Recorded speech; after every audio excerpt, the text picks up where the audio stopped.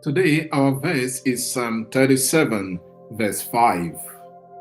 Commit your way to the Lord, trust in Him, and He will act. This psalm calls for patience and trust in the Lord. Our verse has three parts. The first part, commit your way to the Lord. When we look at the literal Hebrew, the first word there, galal, means roll down or flow down. And so it can be translated like this: roll down your way over to the Lord. Rolling down your way before the Lord would mean placing everything or emptying all before the Lord. What am I to unpack? Roll down before the Lord. I do not have to select what to bring before the Lord because He knows everything about me, even my inner thoughts. Thus, I can place before Him my worries and challenges, my pains and difficulties. The psalm encourages us not to worry about those who do evil and prosper.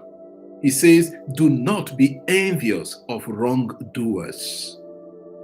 He gives the reason why one should not be envious. The psalmist says, they will soon fade like the grass and wither like the green herb. How will they fade? When those people die, do they take along with them all they have amassed on earth? Sometimes they end up very badly. Some spend the rest of their lives in jail or become objects of public laughter or ridicule.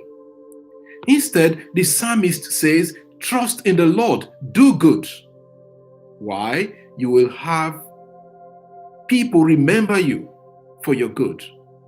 People do not remember us for the amount of money we splashed around while alive or the number of cars we once acquired, but they will remember the impact we made on the lives of others and the community.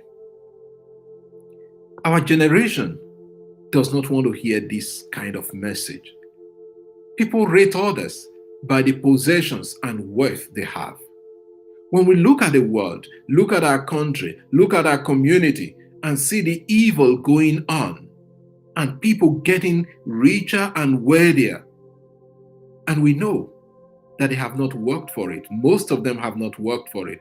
Some people are discouraged. Our verse comes to our rescue.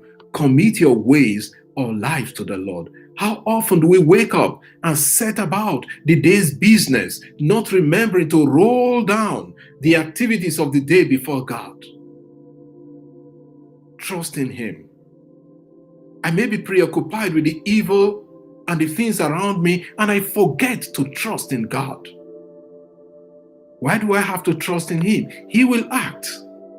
This message is hard to communicate today, especially when people do not see the reason to pray because they have prayed and waited for long, expecting a child, looking for a job, or seeking a particular favor from God. How long do I have to wait? The psalmist calls for patience and trust. God will indeed act. Sometimes not as speedily as we expect Him to act. He may be delaying to teach us how to be patient. It is like a child who gets whatever he asks from his parents. The child will become impatient when one day his or her request is not granted speedily. Not responding quickly to the request may teach the child the virtue of patience.